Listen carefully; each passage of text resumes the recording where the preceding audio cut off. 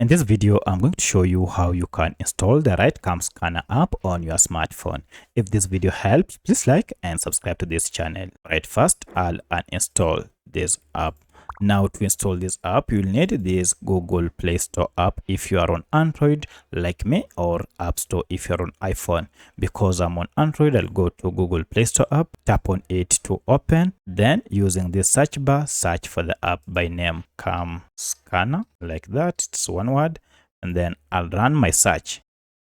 Now, as you can see, we have the app here. Make sure it is from Sync PTE, and at the time of recording this app had a star rating of 4.8 with over 4 million reviews.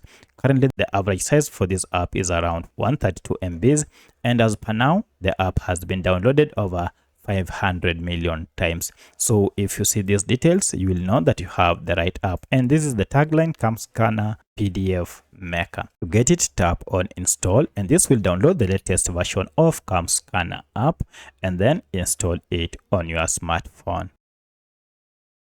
Once the app has been installed, you can proceed and open it from here, or if you go to your apps, now you should be able to find your Camscanner app from here.